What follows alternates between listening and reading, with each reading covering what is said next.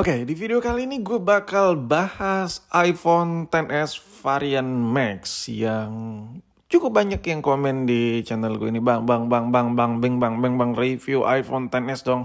Ntar dulu, sabar.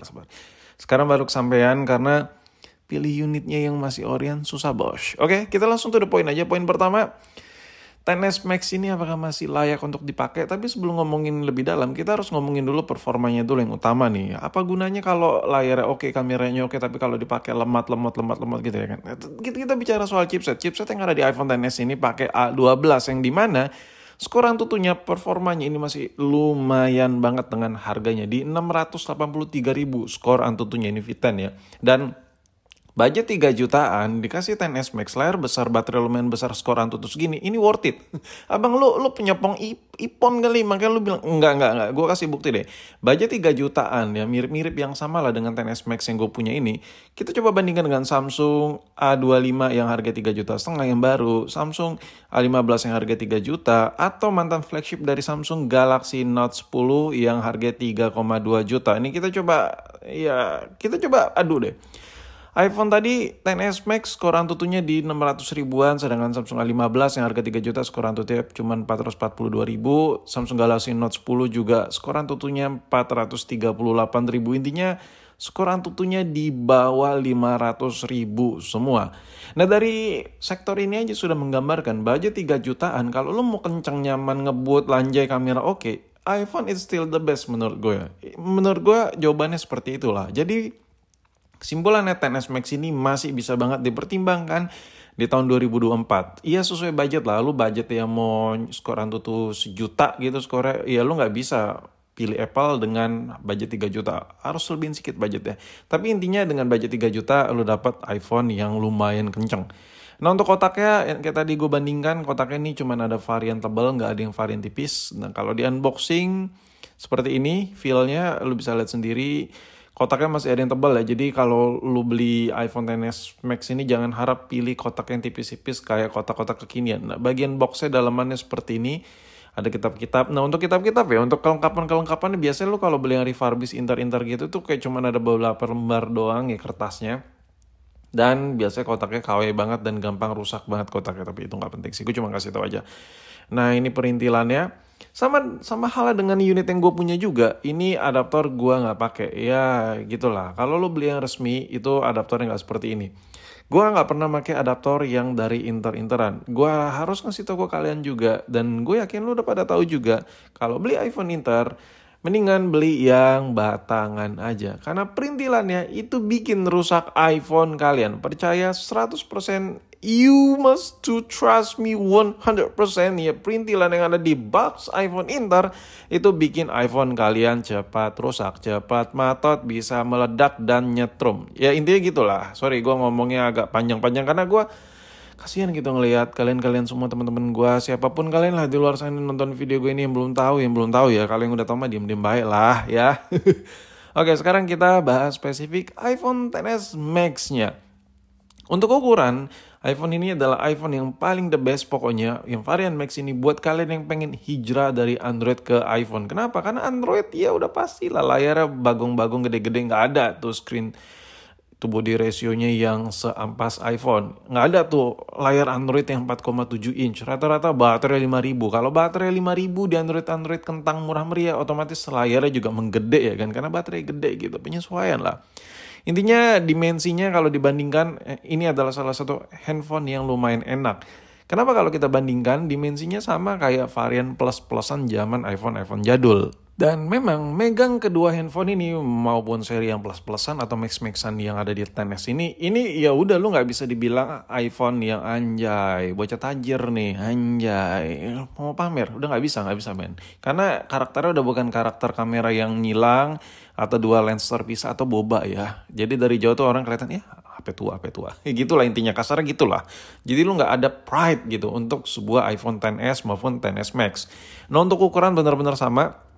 Mirip-mirip aja, hanya perbedaan mili-mili aja, dan kalau lo pegang genggam ya mirip-mirip dan gak bakal berasa. Sekarang kalau ngomongin soal ukuran ya seperti itulah. Kalau ngomongin soal display, nah ini a lot of different, sangat-sangat berbeda sekali antara varian plus-plusan zaman home button dengan yang varian max-maxan zaman ya poni-ponian. Kalian bisa lihat untuk layarnya seperti ini bedanya. Bedanya di mana? Bedanya di ukuran, bos. Dengan ukuran handphone yang mirip-mirip, iPhone XS Max layarnya lebih bagong karena nggak ada yang menghalangi. Nah, kalau kita fokus ke iPhone yang varian plus-plus zaman home button, ini screen to body ratio-nya cuma 67%. Jadi, luas layarnya ini hanya 67% dari ukuran handphone ya. Ini sangat-sangat kecil sekali layarnya ya kan dengan handphone sebesar ini. Ya kalau masalah nits, handphone ini tembus di 602 nits, 625 nits ingat gue kalau nggak salah ya untuk kecerahan layar. Sedangkan si iPhone XS Max ini, ya screen to body ratio-nya udah di 84% kalau nggak salah. Jadi luas layarnya itu udah 84% dari luas yang ada di handphone ini. Jadi ya lu bayangin ukuran handphone ini sekian, ukuran layar udah 84% dari ukuran handphone-nya. Masih ngomongin soal layar, handphone ini tuh memang needs-nya sama ya, dan ukurannya sama dengan si iPhone Plus-Plusan pada zaman home button. Ukurannya sama iPhone Plus yang ada home button-nya, kecerahannya layarnya juga sama iPhone yang masih ada home button-nya. Lalu spesial apa? Something special apa? Yang kayak gue bilang tadi, something specialnya itu harus lu pakai dulu, baru kalian rasakan. Kalau cuma lihat spek to speknya aja nggak terlalu beda, karena kalian hanya ngeliat parameter dari angka aja ya kan. Ini gue coba jelasin deh. Kalau kita lihat parameter total nits kecerahan layar ini tembus di 625. Sama-sama 625, iPhone 7 Plus 625, si iPhone XS Max 625 tingkat kecerahan layarnya. Cuman yang ngebedain adalah iPhone 8 Plus, iPhone 7 Plus ya yang kayak gue pegang ini layarnya belum OLED. Jadi di mana meskipun kecerahan layar sama dengan iPhone XS Max ya, tapi kalian tidak bisa mendapatkan feel warna pekat yang ada di XS Max dengan iPhone 7 Plus ini. iPhone 7 Plus ini feel pekatnya kurang ya kan. Meskipun kecerahan layarnya sama-sama nampol dengan iPhone XS Max. Kalian bisa lihat sendiri. Ini kepekatan layarnya cuman segini aja si 7 Plus ini. Dengan kecerahan layar yang mentok sama-sama full brightness dengan tingkat skornya sama-sama di 625 nits. Sedangkan si XS Max ini meskipun kecerahan layarnya sama di 625 nits, tapi ini layarnya OLED boy. Ya sistematisnya beda, dia lebih nimbul tiap pixelnya itu menghasilkan cahaya-cahaya mandiri. Beda dengan si IPS yang masih pakai backlight.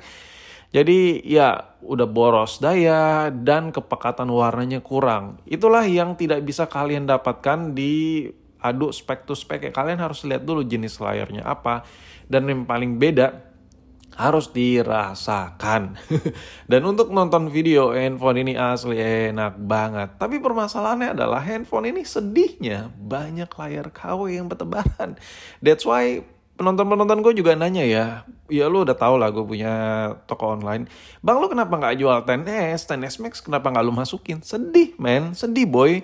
Rata-rata stok itu yang beredar, itu layarnya KW. Lu bayangin HP ya masih lumayan mahal lah, HP 3 juta lu dikasih layar KW, sedih gue. Mendingan gue gak usah jualan, makanya gue gak jualan untuk varian XS Max ini dan XS biasa.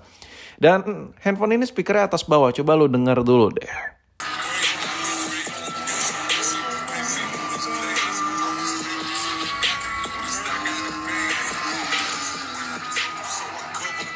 Karena speakernya atas bawah, jadi lo kalau beli XS Max pastiin speaker atasnya juga harus jernih, sama-sama jernih dengan speaker bawah, cuman beda di kekencangan suara aja. Karena kalau speaker atasnya kresek, lo nonton video nggak bakal seenak tadi. Tadi enak banget kan, asli kan, enak banget, udah gambarnya bagus, speakernya bagus, buat nonton tuh enak banget.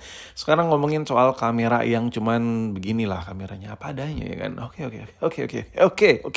Kalau kita bahas soal kamera yang ada di iPhone XS dan XS varian Max ini, sebenarnya udah sangat-sangat diraguin lagi kalau kalian berkutat di masalah perfoto-fotoan. Why not? Why? Ngomong apa sih gue? Kenapa enggak gitu?